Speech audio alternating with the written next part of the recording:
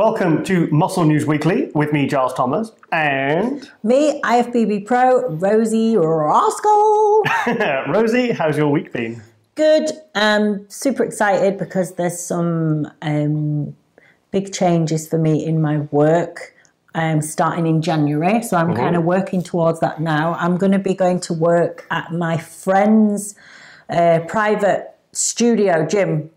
Doing personal training, Ricky Moore, and it's 1RM, and we've been friends for about 15 years, probably one of the first people I met when I moved to Leeds. Yeah. So I'm really excited because he's got an amazing gym that he's built up, and he gets some pretty cool people training there. I've actually got a photo of one that his assistant, I believe, his team rang ahead. And this place was recommended for this person to train at. Shall we show the picture? Yeah. Okay, let's go to the picture now.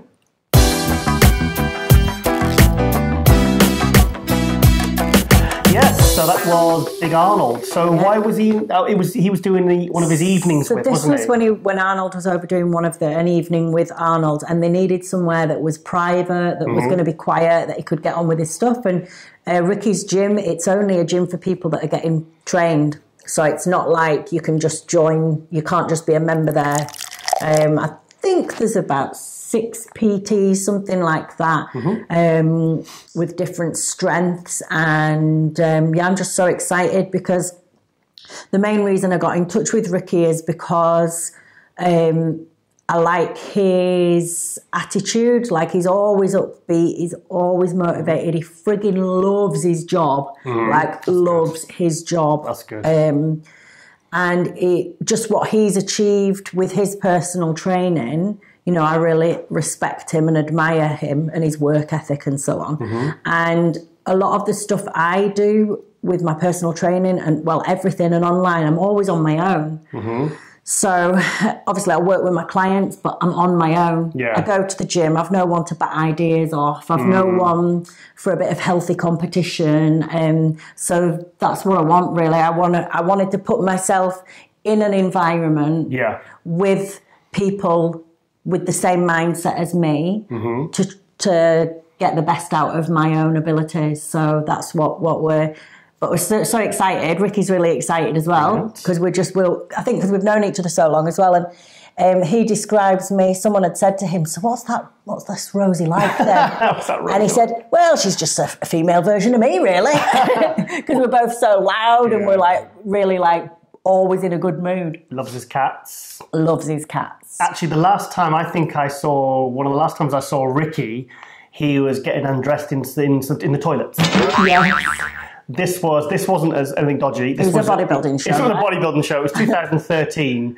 I was actually reporting for MD, and I walked in, and there was him stripped down to his trunks with about 5 mates around him, and he was obviously just showing them what he was looking like, and it was just like, oh, well, hi, Ricky.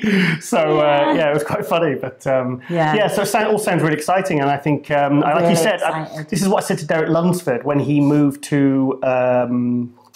Ben Mikulski. I said, you've become a product of your environment. If you put yourself in a product of an environment, it's like when they say if you put a goldfish in a bigger tank, it will automatically grow. It becomes a product of its environment. If you train a powerlifter's gym, you will just become stronger because you're surrounded by people that are at a certain level. I always think, like, if there's anything that you want to be really good at or achieve, the best thing to do is go model yourself on someone that's already achieved that. And it's like even though I've been in the industry so long, this is a new phase for me. Everything's always been focused on my competing. Yes. And now it's a phase of business. It's all about business. So you've got to get out there and learn from other people that have been doing it for much longer than I have on a business side of things. Good. I'm kind of modelling myself on these amazing other trainers in the Yorkshire area and teaming up with them. I can't wait. Brilliant. Well, I've had a bit of a rubbish week, actually. I've just had problems with my blood sugar and I've had, it's just been tough to kind of get myself moving and working as hard and as productive and as efficiently as I need to. So I've been trying to get loads of cardio done and to try and, eat properly and trying to get it back under control. It's hard, isn't it, with the diabetes, because it's very much... sucks. It's very much affected by stress. But when, obviously, it's like you're going round in circles, aren't you? Because you get stressed and your blood sugar comes up, and then you're not in the right frame of mind to do the things you need to do. No. So then you're even more stressed because you feel like you're behind on stuff. It's like on Thursday, I think you were away. You were away. Was it Saturday? I had to take some nootropics to get myself to actually be productive and get a load of work done. I was actually doing some work for the Rosie range, which the show is brought to you by. And but then it kind of worked too well and I didn't finish till like 9 o'clock at night. But then, because they were kind of had my brain all awake, I couldn't really sleep that well. So I had a really bad night's sleep. So that knocked on to the next day, affected my appetite, which then obviously affects my diet and my blood sugar again. So it's been the last few days have been a bit of a write-off. So I'm just trying to get that back under control and get back to my normal productive self. Yeah. But also, it turns out I've been doing a little bit of research on the Mighty Me, on your ladies non-stim fat burner, and it turns out I can use Mighty Me. Okay. And it's not that I now identify as a female. Although, yeah. Not solely that reason. Not solely that reason, no. No, but it turns out that guys, because one of the... Well, do you want to tell us? Well, yeah, there's some studies that said... Originally, I'd read a lot that the guys couldn't take it. It was more of a female supplement because of the Dong Quai route in it, because they actually call Dong Quai like the female ginseng, what ginseng does for men. Mm-hmm. Dong Quai is kind of the equivalent. But yeah, we found some... Yeah. But you know what? I think, obviously, some things are different for male and female, but it's all about each person to try and see how it feels for them, isn't it? So I'm going to start using it because it's got a hefty, it's got 1,000 milligram in a daily serving, 4 capsules, 2 in the morning, 2 at night. That's perfect for you. 1,000 milligram of berberine. Now, berberine for diabetics it's better than metformin because it doesn't give you stomach issues. It means you can take less medication like insulin, things like metformin, which I can't actually use because it gives me a bad stomach. But so that's the main reason I want to use that, because I've got very little body fat on me, because I have to eat and eat sensibly and do cardio all year round to maintain my blood sugar levels. So I'm going to start using it. Yeah, like you probably eat the same amount as me, don't you, calorie-wise? Possibly. I eat about five meals a day now. 5 meals. I don't think you're over 2,500 calories. Really? I've never been interested in calories. Even when I was dieting for shows, I would always go by amounts of nutrients like proteins and carbs and fats. Never, because you when you dieted, you always used to say, I'm on this many calories a day. And when I was prepping, calories, I never used calories as my barometer for... I work it all out. Right. I know every meal, macros. Mm. Not to the point of being anal, but when I started doing it, it was only when I worked with Patrick. Before, when I worked on my own, I didn't have a frigging clue about adding up calories. I wouldn't have known how to work out how many I should be having. I always just did stuff totally on instinct. Right.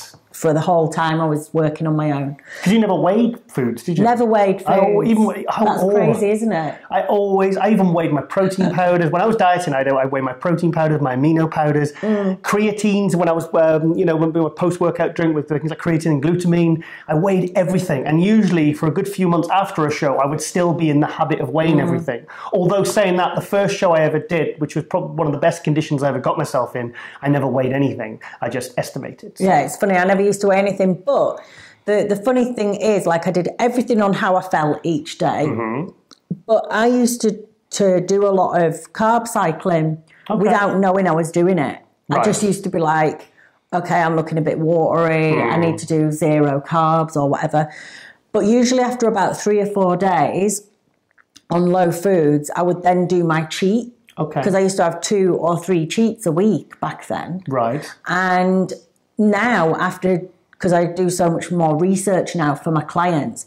Now a lot of like the research that I look into, the best way to diet females is 3 or 4 days on a very heavy deficit. Right. And then what happens? What, like 0 carb? Yeah, you could go 0 or to 50 or something like that. Or just even like, it depends on the person, but like a very hefty deficit calorie-wise. And then after about 3 or 4 days, what starts to happen is the hormones start to drop. Okay. So the T3 starts to drop. Right. The leptin starts to drop, so you start to crave and feel more hungry. Okay. And the cortisol goes up.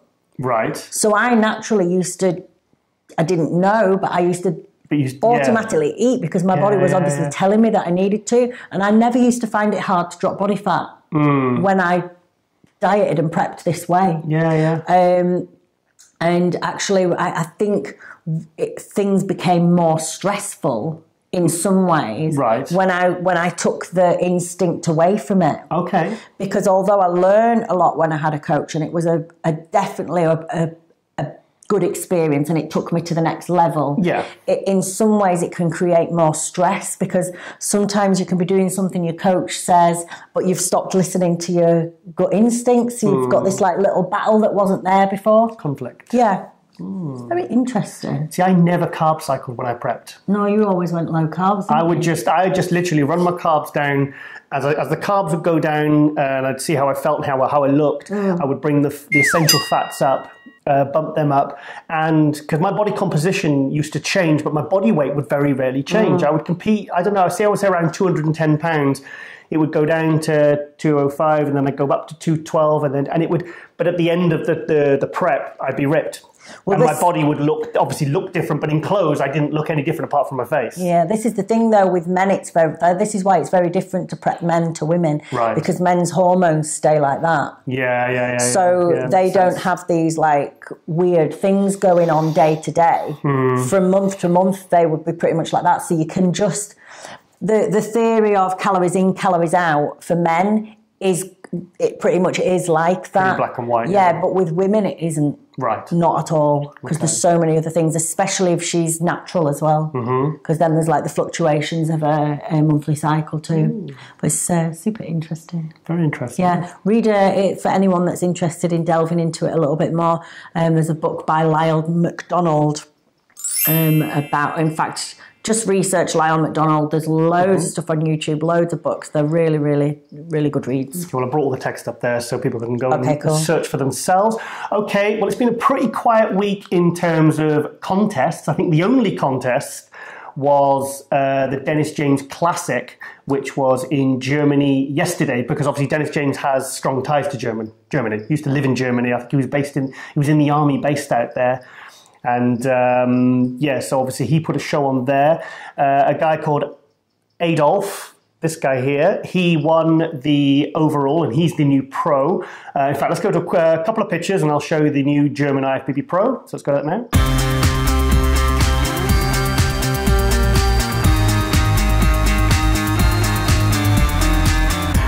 Yes, and also the only pro class that I've seen so far on the forums and on my newsfeed on Instagram was David Hoffman winning the Classic. Now, David, obviously, by winning that, now qualifies for next year's Olympia. So he's got a nice early qualification. See, that's one of the best things about doing these shows that are straight after. Like San Marino last year, Cedric got an early qualification in straight away for next year's Olympia. And obviously we've got the Romania Pro, Tim Gardner show, which is shaping up to be an absolutely incredible show. It's got every pro class, every amateur class, and obviously there's going to be a lot of pro cards on offer. So this is going to be a huge show. So, so MD hasn't asked us if we want to go yet, but I'd love to go to Romania. You still don't, what date is it though? It's, I think it's 3 weeks now, 4 weeks. So... In fact, I'll bring the poster up. Let's just bring the poster up now and we can all find out.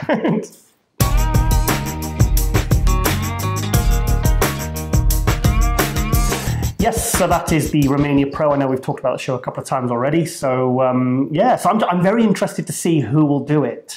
Have you heard from Cedric? Has he said what he's doing? No, I've not heard from Cedric for a little bit now. Because he got 9th at the Olympia, so that means he hasn't qualified for next year's Olympia. Yeah. So he's probably going to have to go to the Arnold next year maybe, or get one of the early shows. So he's not told you any plans of what he's doing next year? No, I can message and find out though. Yeah, we'll find out and put him in next episode. It'll be interesting to see who turns up to that one, because there's a couple more 212 shows. There's one in Japan, which is run by Hidetada. We featured that one a couple of episodes ago, and that's, to my knowledge, that's it. I think, yeah, because we've had the Dominican Republic one now. Jose Raymond won that one. So it'll be interesting to see what big names turn up. I've heard Lionel Biecki might possibly be turning up for the Romania Pro. Don't you think it feels a little bit, this might be just me. What's that? Don't you think it feels a little bit like the bodybuilding season's a little bit too long? Yeah, I know what you mean. But I always used to like all the post-Olympia shows. Like last year, you and me went to the Arnold Europe, we went to San Marino, and I do love those shows because you get to go to the different countries and there's always a bit of a buzz. We didn't go to Prague last year. I have been to the Prague show. I went in 2012 when Dennis Wolf won it. Sean Roden was second. But yeah, I know what you mean. Thing is, I always just think with things like human nature, if you have too much of something and it's not like hard to see, hard to get hold of, you all of a sudden not that interested. Yeah, but like when you can't have when there's not so much going on from like the last 3-4 months of the year, and then you've got to wait. I'm sure we used to have to wait till like. Yeah. Well, the old pro circuit used to be of the Pro Ironman in the end of February. You'd have the Arnold Classic. You'd probably have 1 or 2 after the Arnold. So it'd be end of February. So it'd be 3 or 4 shows around March time. There'd be nothing then until the Night of Champions or the New York Pro in May. There'd be 3 or 4 shows over 3 or 4 weeks, and then there'd be nothing then to the Olympia. So crazy. But now, I mean, just from doing this show, we've been doing this is episode 30 of Muscle News Weekly, and it's funny because this show reminds you how many shows there are now. And there's so many of these amateur qualifiers where you can get millions of pro cards all over the world. Some of them are just having 1 or 2 pro classes. So literally, that's on some weekends, there's like 4 or 5 actual pro shows. But just say like there'd be 3 pro bikini shows in America alone. And then you've got all the ones all around the world. So it's like we were talking about, we think they need to make it harder to qualify for the Olympia now, because anyone, go on, you say. Harder to qualify for the Olympia. Harder to qualify, because now it's only they changed it from a few years ago to winners only. Yeah. But now there's so many pro shows and so many chances for pros to qualify. Yeah. You've got people qualifying for the Olympias in some of these pro shows around the world. And they're not the best standard. There's four in the class, and the 3 of them have just maybe turned pro 2 weeks ago. And then you've got, I just think now there is too many. Like anything, when they try something new, it takes time to settle in, doesn't it? Yeah, that's fair. But like the same thing with like the giving out so many pro cards as well. My goodness, there was, I don't want to say specifics because it's not fair, but there was one that one of my friends posted. A girl, I remember that picture I showed you. I won't say what country either. But it wasn't the UK. Okay. And it wasn't America. Okay. It was a different European country. A girl had got her pro card, and it's like, you don't want to say too much because it's not her fault, and you don't want to attack that person. Yeah. That's not fair. Yeah. You know, bless her. She's just had this amazing thing happen. But when someone is getting a pro card that looks like they haven't even dieted at all, it's a bit disrespectful. Do you know what the biggest change with this new system of pro cards is? You could theoretically be a first timer and get your pro card in the show. That's how the new system works now. Before, you'd have to do your regionals. You'd have to qualify for the nationals. You'd then have to either win. So if you're a first timer in your first show, you'd have to go into the first timers at the British finals or the whatever international. Now you could seriously just turn up to a show, go straight into your bikini or heavyweights or men's heavyweights, do a men's physique, and you could turn pro on that day, and that could be your first show. And there's a lot that I've seen that have only got 3 or 4 competitors. Yeah. I'm just wondering, like, is it going to be sustainable to make money? I like your idea of whether you have to have a perfect score, first place from every single judge, and I also think there should be a minimum amount of competitors for you to be able to qualify. In the pro shows, there should be a minimum amount of competitors for you to qualify for the Olympia. If there's less than 6, you don't get to qualify, but you win your pro show. But also, because I'm a bit confused with this, right? If all of the judges put someone first place, I understand that. Yeah. That okay, so they should that person should get the pro card, but when it's the best of a bad bunch and someone gets first place by all the judges, but they're still terrible. Yeah. How does that work? It's not, it's tough. That's tough. It's tough. Because when we used to have the British finals in the UK, not the British finals, no, like the regional shows, sometimes people could win their class, but they wouldn't get an invite to the British. Yes, I've seen that. They would say, you're not good enough to go to the British. I've seen that. And it's like, okay, it's a bit tricky because it's to the discretion of what 1 or 2 people, and then it's like... What's the naughtiest thing you've ever seen happen at a show? Apart from when you had your overall taken off you. Yeah, when I'm... We'll talk about that. The worst thing... No, you just asked me. I'm going to say... Sorry, okay. So the funniest thing... Don't mention federation names. I won't. It'll look like we're targeting them. I won't mention the names. I'm not targeting anyone. But it was really funny because one of the judges on the panel was the coach of one of the guys that was on stage. No. Right, see if you can remember who this is as well. Okay. Basically, they were in the line waiting to find out who got first, I think. Right. And the judge that was the coach, she was getting the athletes to swap places. I know, because the lighting was better. I've seen it. And she was going, swap. And she made the guy swap places so that he was in better lighting to be judged. I mean, obviously, because I've obviously been covering shows for 23 years, you're at every single show, you are sat directly behind the judges. And I have seen some very, very naughty things. I've seen some really naughty things.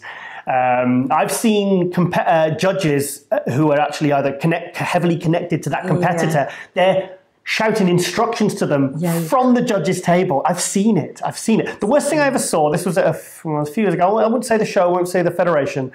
But this was because obviously I used to cover all federations. So that's, I think there's a little bit in every. Yeah, a little bit of naughtiness. Honestly, the more I see, the more I just think.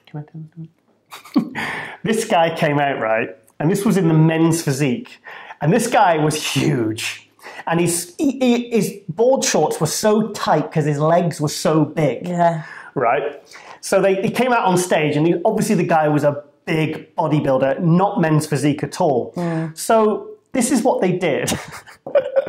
They said to him, okay, sorry, you're clearly not men's physique, but we'll let you qualify for the British finals as a bodybuilder. So he went and did the British finals as a bodybuilder, but they didn't even judge him. They didn't judge him. They said, we just won't judge you as a men's physique, but we'll let you have a qualification through to the British finals. So he wasn't even told to go out, put some trunks on, and then go and try the middleweights or light heavyweights to try and see if he was good enough. So potentially he might not have won or even been invited if he'd have done. So he didn't even have to really compete. He just walked on stage and got a qualification for a different category. It's funny, I mean, obviously then we go to a lot of shows, and you are going to see stuff like that. I've seen some crazy stuff at shows. I really have. And you sometimes hear what they're saying and stuff. But on the whole, and typically those people that would do that, usually a couple of years down the line, something happens and they get taken out of the federation. Yeah. So these people don't get away with it for long. And it's not, you know, and it's usually heavily frowned upon. But yeah, I've heard a lot of stuff. Oh, once this was actually, I'll say it was a NABBA show. It was back in '96, '97, and I was reporting for a British magazine. And I was shouting for a friend of mine that was in it, who ended up winning the overall, a guy called Grant Thomas. And I was shouting for him, but I was taking photographs and making notes because I was doing the report as well. And one of the officials said to me, he says, "You shouldn't be shouting for him because that shows bias." And I said, "But I'm not a judge, I'm an official. And I've got a lot of friends," because this was when, you know, I knew a lot of people, but not everyone. Like now I'll go to a show and I can't be biased because I know everyone. Yeah. So, yeah, I just thought it was a really weird thing to say. So anyway, enough of that. Remember that time when there was that show and that guy was called Spaz? Oh. And his mate... No, it's like... Come on, Spaz! Politically incorrect, but all the way through he was shouting so loud, "Come on, Spaz!" And the judges are just... all the judges were trying not to laugh. Come on, Spaz! Come on, Spaz! You can do it, Spaz! Oh, it was funny. He was like Eastern European or something, and I think his name was S-P-A-S-Z or something, but his coach was there. I know the kid, he's a really nice guy. Yeah. But he was shouting his name, which was pronounced as Spaz. But we were all just being very immature and laughing. And there's people like, I won't be seen to be laughing because that's not politically correct, but you could see them laughing into their hands. So that was very funny. Okay, right. Okay, sorry, cat hairs again. Okay, now I'm going to go to a little clip of one of my absolute all-time bodybuilding heroes from when I started getting interested in the sport in 1990. So let's go to this now. And this is a guy in his 50s who's obviously hitting it hard again. So let's go to that now.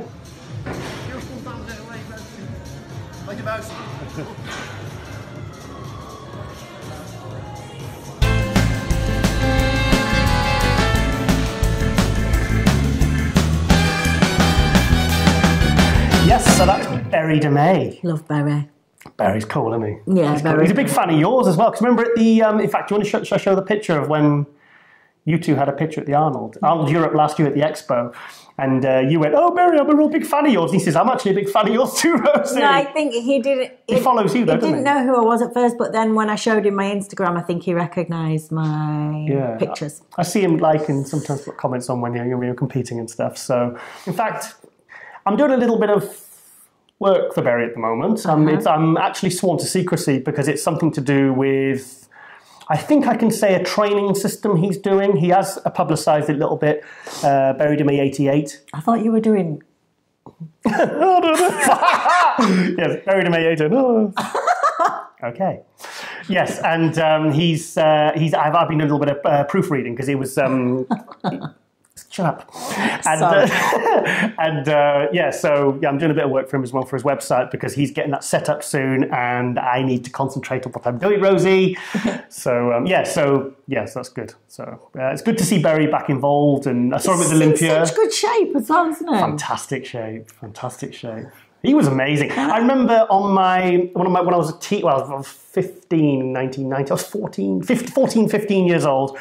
And because I grew up in an old pub, an old inn in Wales. It was the oldest pub in town. It was a 13th century inn, very haunted. And it was just me and my dad. And I lived at the other end of the building. And I had the biggest room in the house, big old slopey floor. And my bedroom was completely covered in bodybuilding pictures. I mean, all the Flex and the MDs magazines, they were all cut up. It was just every inch of wall space was covered. And on my wardrobe, I had it was a Muscle and Fitness, a fold-out poster of Barry DeMay doing a side chest. And so it's cool and it's nice because there are people like that, and they know who you are, and it's like, like Sean Ray. I've worked with Sean Ray, Flex Wheeler. These people are my idols. Kevin Levrone. It's like they say, "Hey, Giles." It's like I still get a buzz from that. You're such a geek still. I am such a geek, but it's funny though because when I was 15, obviously I just got completely obsessed with bodybuilding. I mean, obviously nothing's changed, but a couple of years before, I used to be a big horror Freddy Krueger fan. So think about it from my dad's perspective. I went from being really interested in a child killer, a child killer, to he walks into my bedroom and there's pictures of like half-naked men all over the walls. So yeah, probably had a few. We've been watching a lot of horrors the last couple of nights, haven't we? We've watched The Conjuring and then The Conjuring 2, which were fantastic. Both apparently based on true stories. It was the Amityville and the Enfield Haunting in North London. It's funny, like whenever I watch a horror film, that for that one night, I'm really scared. Yeah.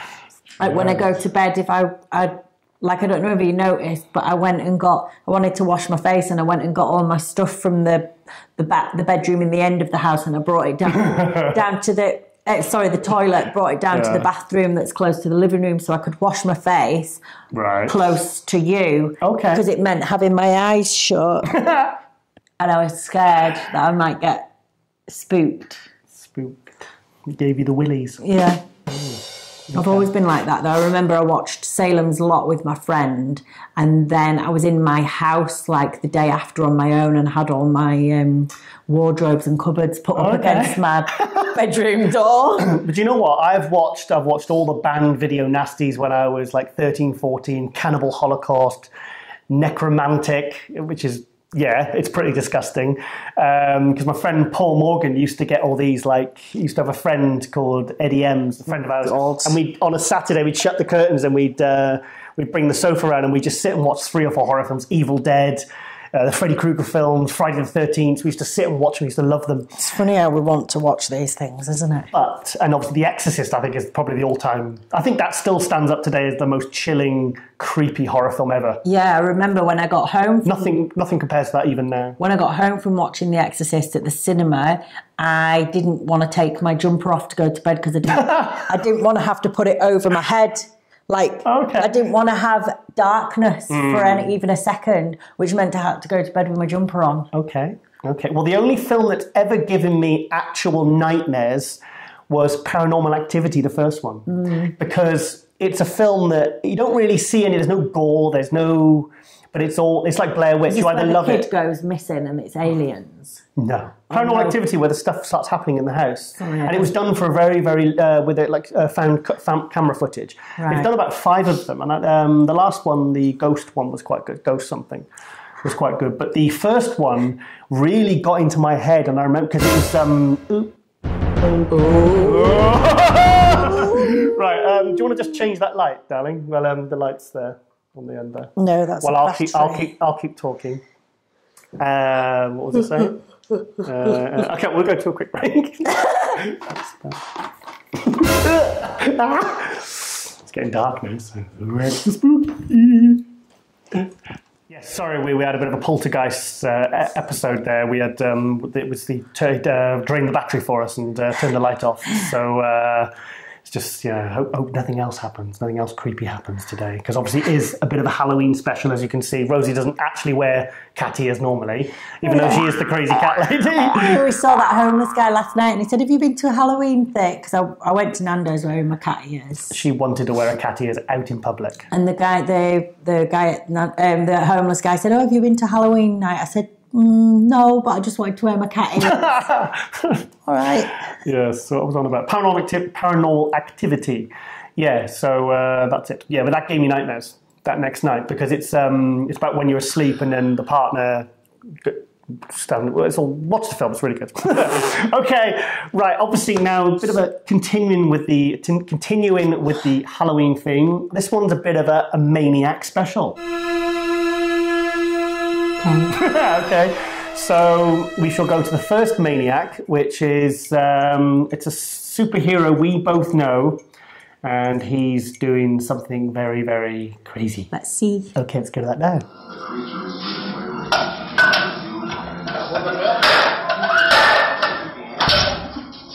Let's go.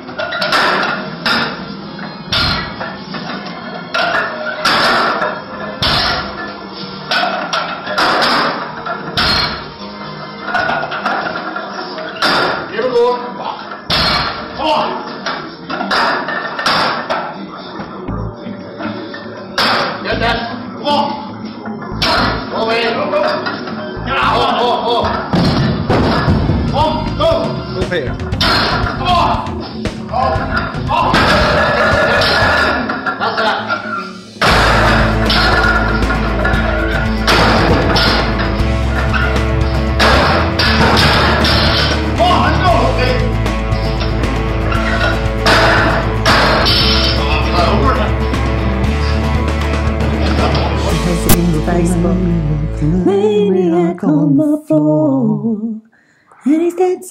like he's never danced before. Go find it.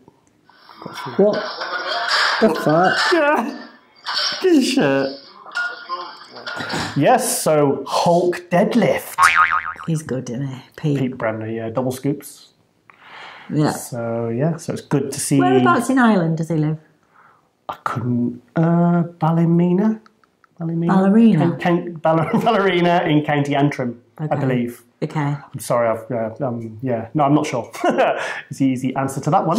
So, and also, if you remember, loads and loads of episodes ago, I was trying to generate a bit of rivalry between Peter Bremner and Ole Christian from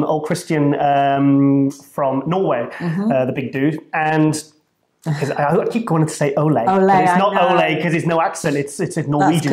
It's pronounced Ole. At home, away from the cameras, we say Ole. Ole. Yes, even though he's Norwegian, nowhere near Spain. So I was trying to get them to do it because they're both very, very crazy deadlifters. But did they not play along? Well, no. Ole was interested, but he was starting to prep for the show that he did the other weekend. Okay. Which, if you remember when Jamie the Giant, who's been on several times. I like the way that you can never say Jamie Joel's name without saying 3 different names for him. Jamie Christian, Jamie Johal, Jamie Christian Johal, Jamie the Giant. Extra airtime. And then you do jazz hands at the end. Sorry. And it was Jamie beat Ole. Ole took second. The one that Jamie just got pro. Yeah, he beat Ole. In fact, the photos at the end of this next update are from that show that Jamie beat Ole at. What? But Ole's pro now? He's not pro. He's still amateur. The hell? Should we just go to the update? Maybe just when we can talk about amongst ourselves. Okay, let's go to the update now. Hello Giles, hello Rosie, hello Muscular Development. Thanks for having me over again. I just did San Marino, came second. Was very pleased with the package. Dry, fill, everything just spot on. And I lost due to a matter of shape, not the condition, not the muscular development, but the judges just wanted a different physique this time. Nothing I can do about that. I can only come in as good as possible. So next up will be Iron Rebel in Copenhagen, 3rd of November.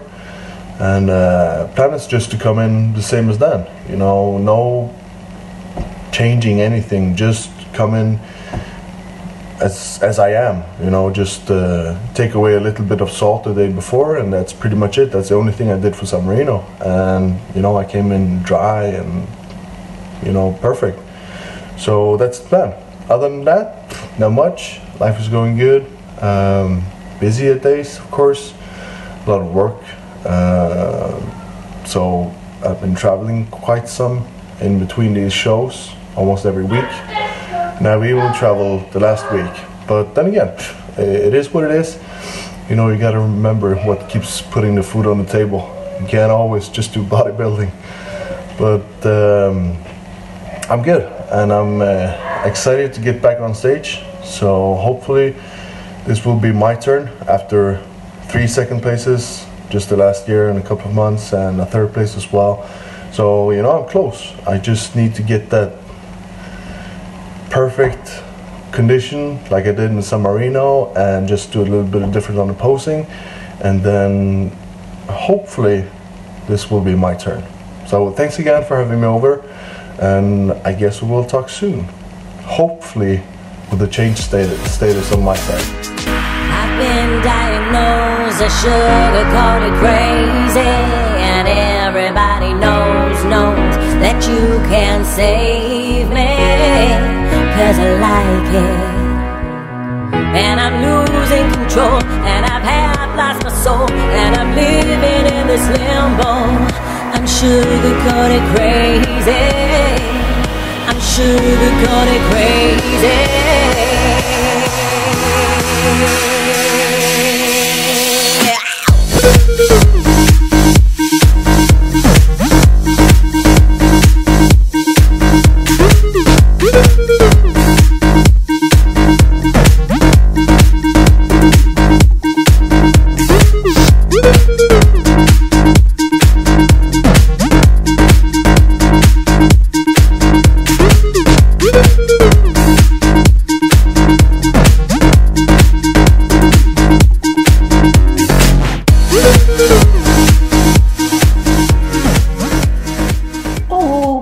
see that in the prison chairs, do you? No. Development. His fucking shoulders. Thanks for having me over again. Yes, so there's big old, the pirate, if you remember. Old pirate. Yeah. His frigging shoulders look huge in that video. So he's competing next weekend in Copenhagen. Okay. At the Iron Rebel show. So I'd be I'd be very surprised if he does not get his pro card. Because he's got mass, he's got conditioning, and he is improving. And and he said he got he got beat on shape. He got beat by Jamie Christian, who has spectacular aesthetics. So I mean, I imagine it would have been close because you know, it's a prettier shape versus a real freaky mass. I really hope creepy. Not creepy. Bit of a Halloween theme going on this one. I'm not going to lie, Rosie. Such a creepy physique. Such a creepy physique. Oh, yes. But so big thank you there to Ol for sending that in. And I'm hoping next episode we will be announcing him as the new IFBB Pro. He really wants that pro card. Yeah. I thought he was pro, like... Yeah, and obviously I just showed a load of training clips there, and, you know, he's one of those guys, when I first met him, when I first saw pictures of him, I thought, he's photoshopping. And then you meet him and you realise, you know, he's not fucking photoshopping. He is that freaky, he is that big. Can I just say as well, if I feel like maybe I keep on sniffling, and it might be extra loud on this, but I apologise because I have got a bit of a cold. Okay, I'm sure we'll... I don't want to be, like, doing it, so I may as well admit it. Okay. To everybody. Glad we cleared that up. Okay, so that's the second maniac. Yeah. Because he is a maniac in the gym. Third. And the third is... Oh, got to check this guy out. This guy is a total maniac.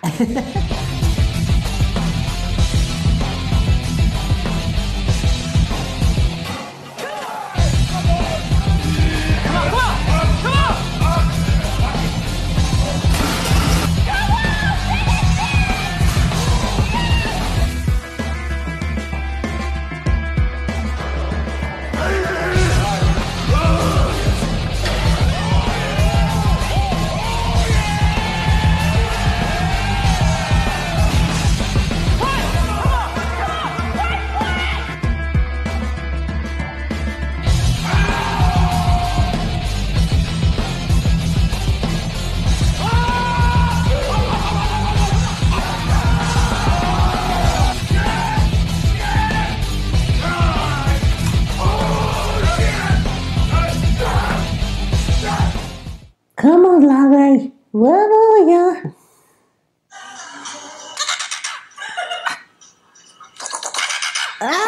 It's cute, isn't it? 855 for 3. He's a psycho.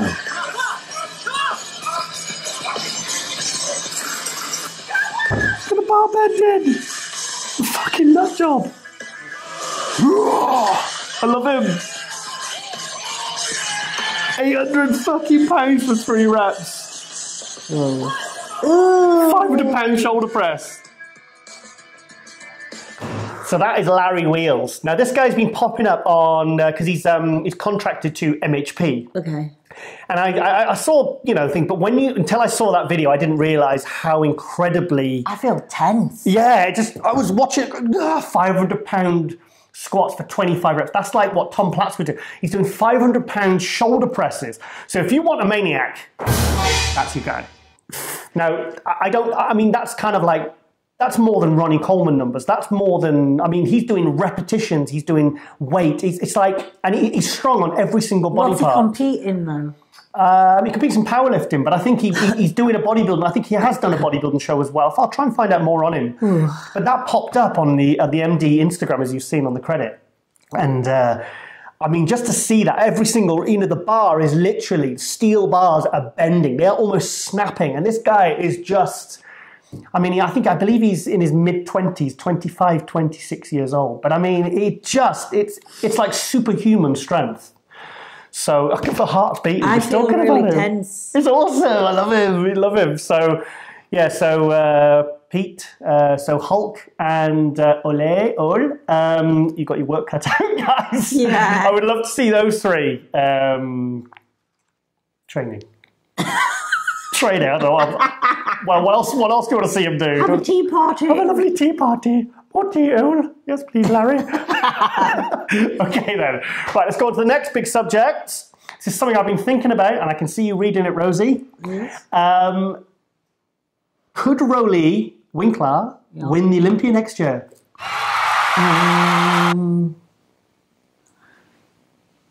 I'm sure we kind of had this discussion. No, I think I might have edited it out, so I want to talk about it again. Oh. But the thing is, since the Olympia, there's been a lot of discussion on the MD forum and on social media and everything, and I've seen a lot of people now saying that he really did deserve second at the Olympia based upon how he looked at the Saturday. Is Rolie still over in the Camel Crew? Kuwait. Yeah. Kuwait, yeah. He goes back and forth to Curacao and Kuwait. So he spends a lot of time in Kuwait. It must be hard for him with all the children. What would he need to do to sort of seal that deal then against? Would it be a case of Sean Roden needing to be off, or would it be a case of there's work that Rolie could do to improve? If he can thing is with Rolie, he keeps improving. Yeah. So if he makes another leap forward, if that's the best Sean Roden we've seen, and Rolie's there, and Rolie makes that jump up next year, who's to say he couldn't beat Sean Roden? I mean, obviously there's other factors. You might have Phil there again. You might have Dexter, Brandon Curry could. There's no reason why Brandon Curry could, if he brings his legs up and keeps improving the way he's improved. There is no way that he couldn't challenge for the title. Double negatives again. Yeah, but so, who's to say he couldn't? Like I said, I keep saying many times, it's that midsection. He won the People's Champ Award? Yeah, I completely forgot about that, actually. Was that like an award because that was the one that the people wanted to win, or was it award like the people's favourite bodybuilder? What was it marked on? I haven't a clue. To be honest, it's not something I even looked into. And in fact, when that was first announced, that I was under the impression that it was going to have an effect on the final score. Yeah, but it didn't. So it reminds me of when it's like a fun thing, isn't it? Yeah, it was like a fun thing for people to get involved and get them interacting. Yeah, I think that's good. Well, yeah, I don't know. It was pointless, really. I think it was a pointless thing. I think it's quite fun. Obviously, Rolie was made up, so it was nice to see how happy he was. I've actually got a bit of video footage. Should we show it? Yeah. Okay, we'll show a bit of that. What I can say is, wow! Yeah! I'm a person with not a lot of words, but I'm nailed from the inside that I'm the champion of an award. I'm so happy that I'm speechless.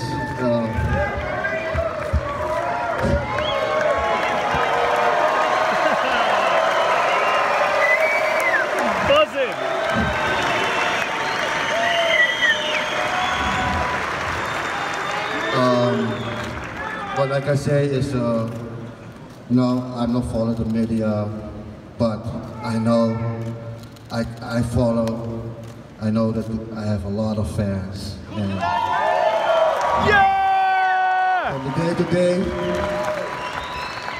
and my mother is with me, what she say is mine. But Mom, it's yours.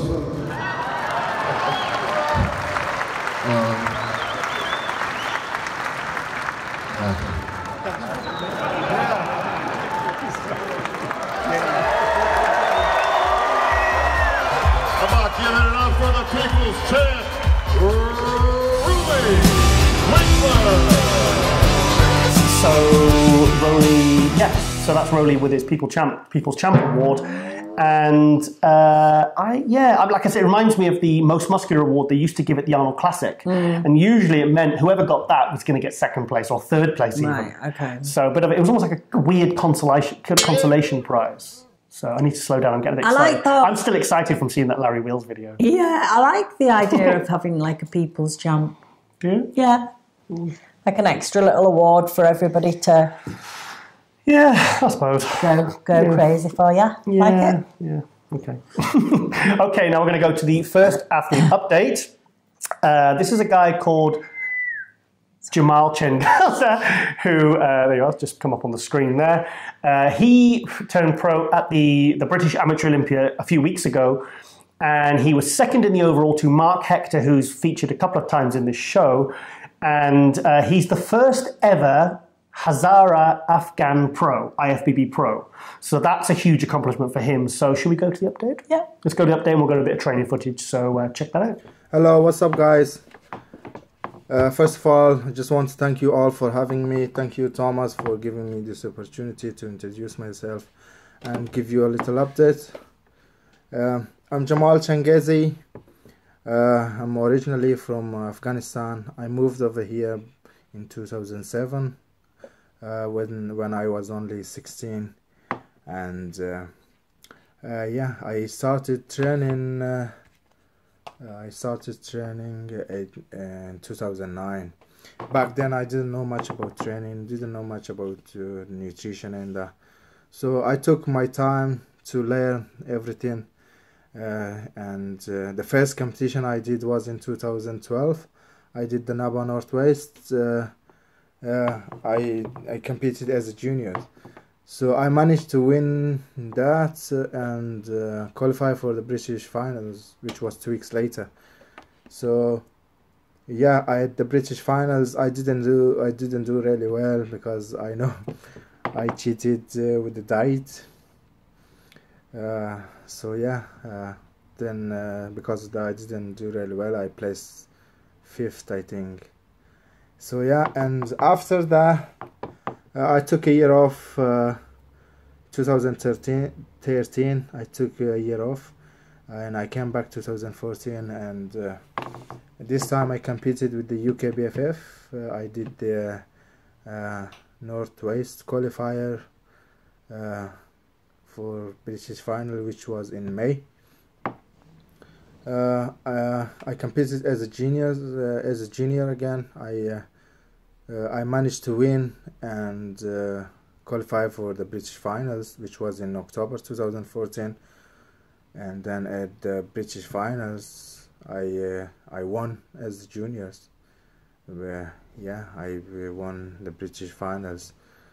So, and that was it really. I was really motivated after that, and after that I took a year off 2015 and came back 2016, competed the British finals, UKBFF British finals.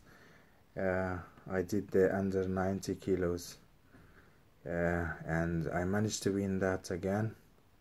And 2016, yeah, that was 2016. And 2017 I came back again, competed at the British finals again, this time as a heavyweight class.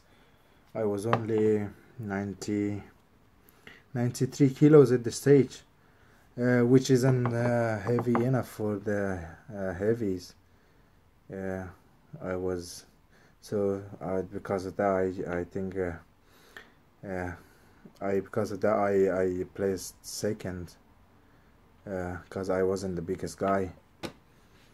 So after that I decided, to go down again, because I'm not heavy enough for the heavies. So I decided to go down, compete under 90 kilos. So this year I worked and worked and worked. I went down under 90 kilos, and I competed at the Olympia Amateur, United Kingdom, which was only a week ago. So yeah, and I managed to win the Opens, men's Open, light heavy under 90 kilos, and go to the overall, and in the overall I placed second, and that was it. I got my pro card. It's just a dream come true. I've been working for it since day one. The first day I competed. I just wanted I wanted this IFBB Pro card.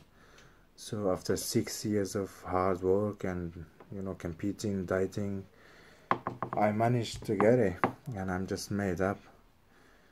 Yeah, I made up. I had a coach in 2016-17. So then I decided to to do it myself. This year I've done everything myself. I've coached myself, training, the diet, supplements, and everything. So yeah, it worked, and I'm made up as well because of that.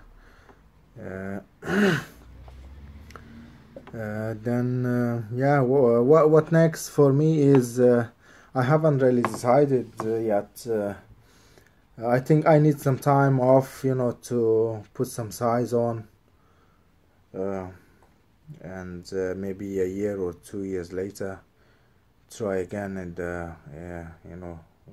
at the pro show, see where it goes. Yeah, I need to put some size on. At the moment, I haven't got any sponsor yet. So I'm just hoping something come up, get sponsored. That's what I'm hoping for. And yeah, and work, for the pro shows in a year or two. That's it, guys. Thank you very much for having me. Thank you very much for listening, and till next time, peace, bye. In second place, number 148, Mohammed Amina. Yes, Jamal! Yes, Jamal! They got nothing on you! And presenting the first place award is IFBB Superstar, Nathan Diasha. Yes, Jamal! They got nothing on you! First place award to your winner, number 130, Jamal Kalalua. Yes, Jamal! Gentlemen, hands raised in victory. Bro, they got nothing on you!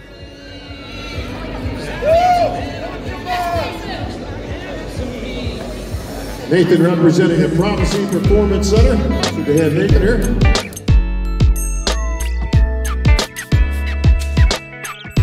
Yes, so Jamal is now an IFBB Pro. I remember he was at the British finals. He won the juniors a couple of years ago when I think I missed that class. I think we went out for food to TGI's. And I came back in and everyone was going, Giles, have you seen that Jamal, that junior? And I was like, no. And he went, oh my God, you should have seen him. He's absolutely incredible legs. He's from Liverpool. And everyone was raving about him. I was like, oh, I didn't get to see him. So yeah, he's one for the future. I probably should take a couple of years off now maybe and then just try and put some size on the upper body. But yeah, fantastic. Another new pro from the UK. So a lot of love as well for Mark Hector on the MD forums. He's actually joined the forum and he's been posting. Him and AJ and everybody else have been interacting. Mm-hmm. And yeah, I think a lot of people are quite impressed with the structure of Mark Hector. So there's two very, very good new, well, as well as Jamie the Giant. So 3 good pros there about to hit the IFBB Pro ranks. Heavyweights, super heavyweights. So great to see. Okay, Rosie. Over to you. Yeah, we had Andrea on a couple of weeks back, just a little snippet because she had just won her IFBB Pro Elite card. Andrea is one of my clients. She's 42. She's natural. She's never taken a fat burner or anything. Yeah, she won't even take fat burners. No, she wants to do everything so 100% natural. So it's even more impressive. Yeah, and then a couple of weeks ago, the year before, she came second at the British. To Donna Murphy. Yeah. And this year came back and we've been working together for about 2.5 years now.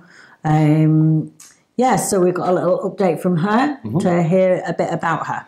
Yeah, we'll go to that now. Hi, my name's Andrea Corbett. I am the 2018 Women's Physique UK BFF British Champion and IFBB Elite Pro.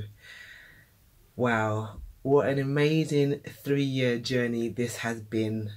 When I started my bodybuilding journey, it wasn't for one of really wanting to get into bodybuilding. It was because I was advised to go to the gym after being diagnosed with a mental health illness. And I done so, and I set myself a goal, which was to compete in the UK BFF National Championships. I won that that competition, and from then I was drug tested and was given the opportunity to become the first women's physique competitor to be able to represent the UK in the World Championships and the European Championships. So I'm really pleased with that.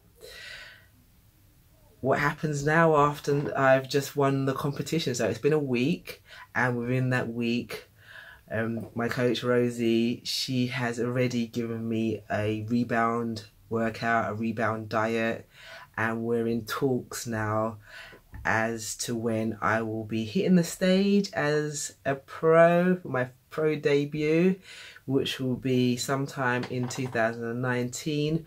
We haven't quite worked out what show it will be yet, but we will keep you posted on that. And I'm just grateful and thankful for all the people that I have around me that have made this possible. So thank you. If you want to find out more about my journey, you can follow me on Instagram at @AndreaCorbett_. My website is www.andreacorbett.com. I also run a community interest company which educates and empowers people about the benefits and importance of physical and mental health. And you can find me on there at Focus CIC. And thank you for watching.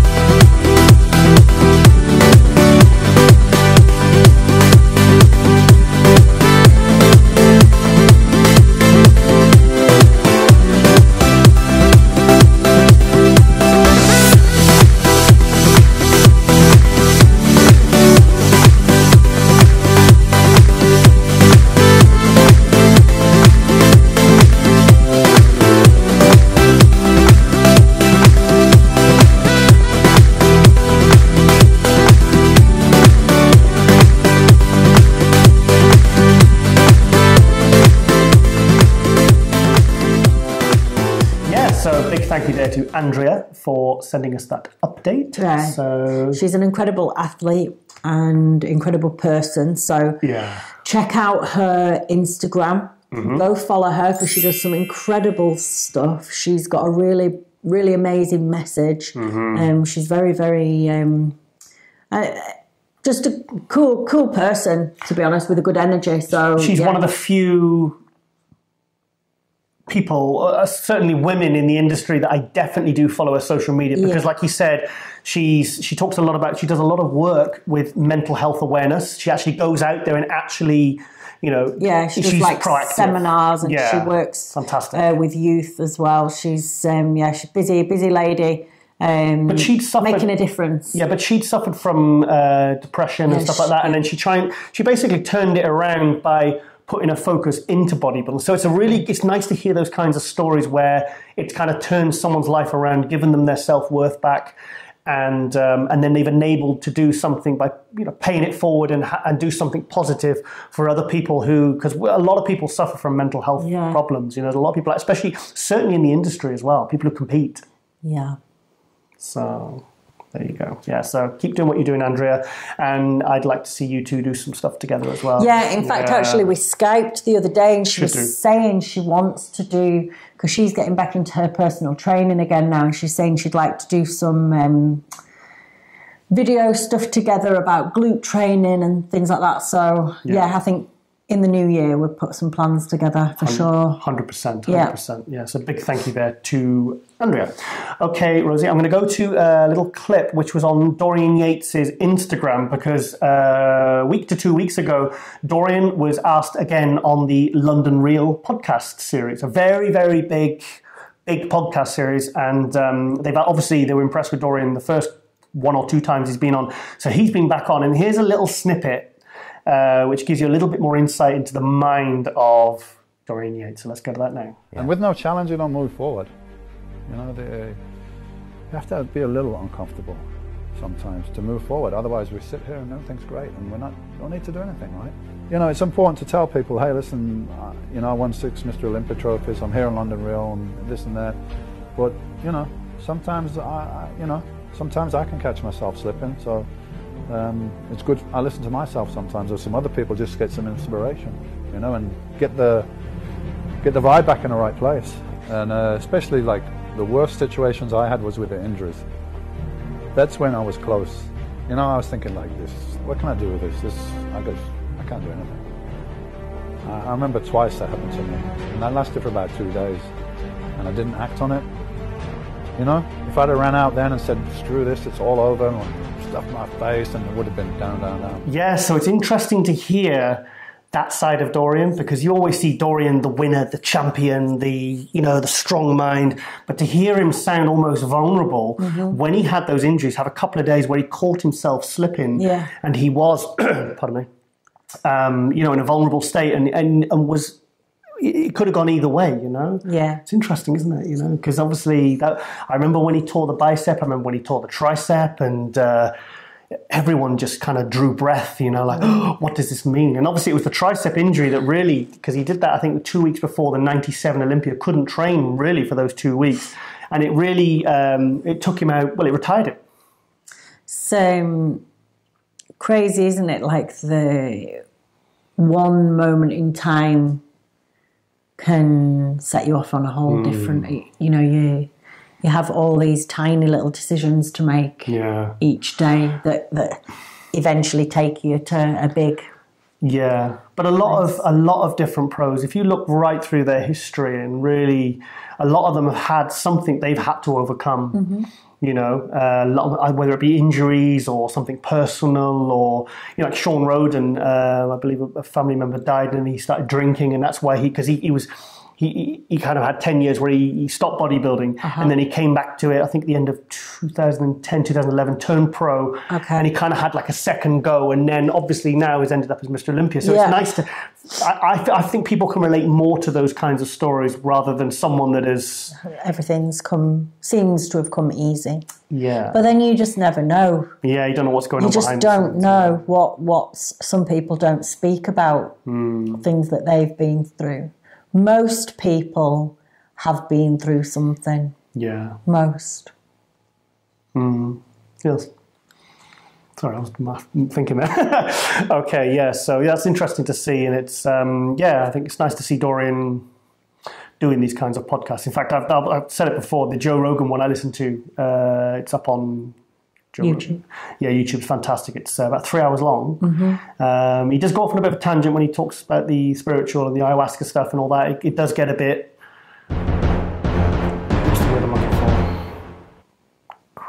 Well, it depends, because if for people that are interested in it. I don't want. I'm not trying to belittle it, because I'm interested in doing it actually. But it's a bit sort of on another level, and you know, you've got to kind of maybe have experienced it to be able. Because I was reading the comments, and the people who've done it are like, "Oh, I know exactly what he's talking about." And it's important. And other people are like, "Oh, what a load of rubbish." It's important for someone like Dorian to come forward and talk about these kind of things. Like my brother emailed me, and he was like, "Oh, it's pretty cool to see Dorian Yates talking about like plant healing and stuff." Yeah. Because Dorian's a person that can have a big influence on a lot of people. He does. That wouldn't usually otherwise maybe look to that kind of thing. So it's a good thing for me. Yes, definitely. Early next year, maybe. That'd be very cool. You just hear the cat sneezing. Or throwing up or doing Throwing up or doing something. Maybe you sniffed your shoes. No. Silly. Okay then, Rosie, what's your favourite day? What, like of the week? Or what's your favourite day? Well, Christmas is pretty nice, good. So you're not going to say leg day? Maybe at one point it was. Don't really try. I should have really fed you this one, shouldn't I? Yeah, what's... So, okay, well, I've got a really cool Nick Vision video. Okay, and it's for leg day. It's for leg day, yeah. So I just right now, leg day is not my favourite day. I'm more like a... Cookie day. More like a pizza or... Well, then, you in your Olympia tracksuit saying you like pizza. It's, well, I suppose you deserve it. You were Rookie of the Year 2016. I've done my time. She's done her time. She's served her time. Time to get really badly out of shape now. Yeah! Okay, then. So let's go to that video now.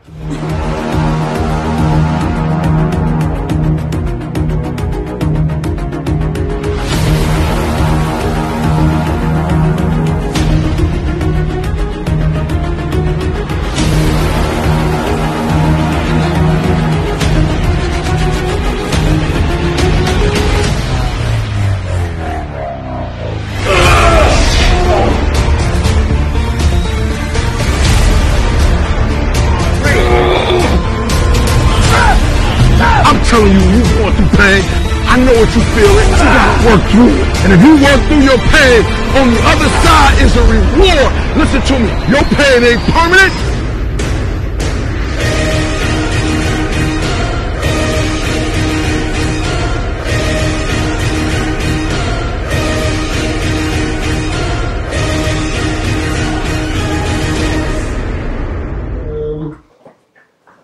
I don't know, have you? Well, you didn't tell me to. Tail off. No, that needs sewing on, babe. Well, you've got a customer. No. Ow!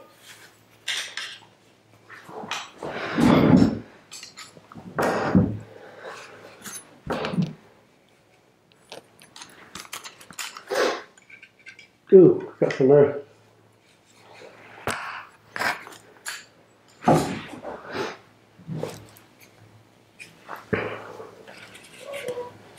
Itchy face. Right. Cry. Can't keep slipping off my head. My big gigantic head. Oh shit. Okay. Hang on, I keep slipping off. Yes, so Rosie, do you like my Halloween costume? You can't call it a costume, baby. It's a mask. You've got a freaking suit on. Oh. What's wrong with this picture? The fact you've got a suit on. No, come on. That's Jason Voorhees and that's Freddy Krueger. Yeah. Oh, I keep slipping off. Careful with that. Don't try These are real blades. Hang on. Try and take it off with that. Hang on. It's not, it won't stay on. It's too. Baby, you're freaking me out with them fucking blade things. And to be honest, this is actually the one from the shit remake. So it's not even a. Won't hurt you. Well, they will if they go in my face. Hang on, I'll take it off. Hang on. So where's your Halloween costume? I've got my ears on. She's got her ears on. Where's your tail? It's on the worktop. I have not sewn it onto my bum. I was supposed to go to a Halloween party today, but ill. Oh, sorry, I'm just talk amongst yourself. So I have nothing to say. Okay, yeah, so on the subject of Freddy Krueger, actually, Robert Englund, the actor, said he might consider doing another Freddy film. Because in the episode of the Goldbergs, the Goldbergs, it's like an American comedy thing. He was on the other week and he actually did like a little cameo as Freddy Krueger in full makeup and full gloves. So so I got a bit excited about that. Creepy. So I'm really hoping that he does. It's just like a gardening glove, isn't it? So, and that's a proper, it's like not a plastic one, it's proper resin. Feels proper limited edition. Sweaty. Yeah, it's I do the gardening with it. So it's actually supposed to be a gardening glove, the base of his glove. Yeah. So anyway, so that's my Halloween costume. So it's Halloween's very big in America, but in the UK, not so much. Kind of. But... Have you ever been to a Halloween party? Like at Halloween, we used to go out in Leeds and get dressed up. No, do you? What'd you go as? I can't bloody remember. Oh, I think I was like a devil once. Yeah, nothing really so creative. Okay. But I was saying the other day, wasn't I? One of my friends at a Halloween party turned up dressed as a sailor. Hang on, we go get the call. Okay. Actually, I didn't even put my microphone on. Hello. Oh, fuck. Doesn't matter. You still hear me? Yeah. Yeah, go on, keep talking. Oh, sorry. Yeah, went to a Halloween party and my friend turned up dressed in a white sailor. Really? Is it like a navy? You know, like that, the white sort of sailor that would sweep the woman off her feet. That kind of outfit. What, the Richard Gere one? Yeah, like white hat, white tights. And everyone was like, why have you come to a Halloween party dressed as a sailor? And he was like, I don't know. He said, now I'm thinking about it. He said, he was just thinking fancy dress. That was brilliant. So he just like went fancy dress and totally forgot it was actually like Halloween, which was like scary stuff. So everyone else was dressed as like Frankenstein, ghosts, vampires, and he was at a party all night dressed as a sailor. Brilliant. Well, I don't think I've ever been to a Halloween party. In fact, should we show a picture of Ron Harris with his wife because it was at a Halloween party. They dress up every year, don't they? Last night, it's like a kid counting days down till Christmas. Yeah. So let's go to that.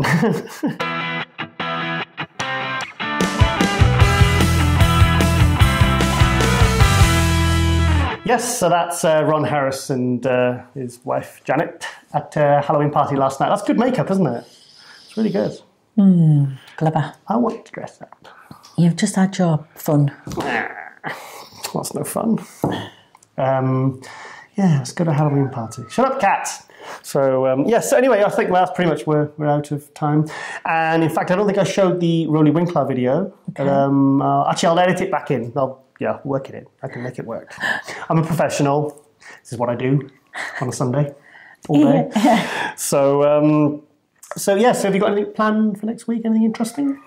Next week. We're really cracking on with the third product. Yeah, we're going to be starting designs on the third product. Very excited about this one. Yeah, this one's going to be a big one. I think this one's probably going to be the most popular.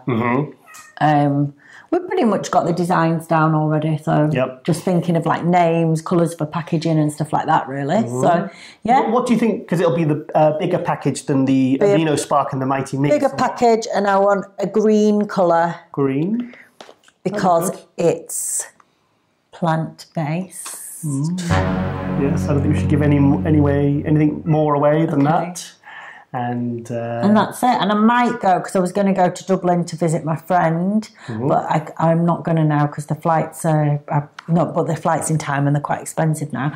But I might go and visit my mum for a day. Lovely. That's it. How about you? You're going to pull your finger out your arse and... Yeah, because this week's been a nightmare. I'm going to get my blood sugar back under control and I'm going to get back to being my super sexy self. Yes. The world needs you.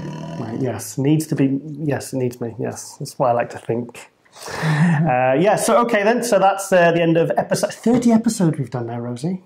30 episodes. In fact, the first episode we ever did was the day you were leaving to go down to your last show. So you were looking really like. Oh yeah. We actually filmed it, I think, like a couple of hours before we left to go down to London for you to go down and compete. Yeah. So it's crazy to think, isn't it? It's like, I mean, I think it took maybe 10 episodes to get the format right. All the changes that's happened along the way, Yeah. Oh, Cat. Yeah. Shut up! So, yeah, he loves the show too, doesn't he, Domino? Yes. Cats love the show, because they're always trying to come into the conservatory, which is where we film this, when we're... They're used to getting more attention, you see. So. Yeah, not that we can't go an hour and 10 minutes without any attention. No. So. Shut up! Right, okay, we better wrap the show up, because Domino wants to, I don't know what he wants. He wants to play with mice. Wants to play with mice and chew their heads off. And like I actually was chasing him around the garden on Tuesday with a bloody mouse squeaking. So he got away though. So poor Stuart Little was no more. So, okay, and I'll have to think of some really good jokes for next week. Because I know you've missed them. You've said to me last couple of episodes. I've never said that in the whole 5 years I've ever. Right. Okay. And maybe if you're good, I might even let you play my piano. Play with my organ. Right. Okay. I think we'll leave it there. Okay. With Rosie Rascal-Hart, IFBB Pro, I'm Giles Thomas. You've been watching Muscle News Weekly. Thank you for watching. Thank you for supporting, and we will see you next week. See you later.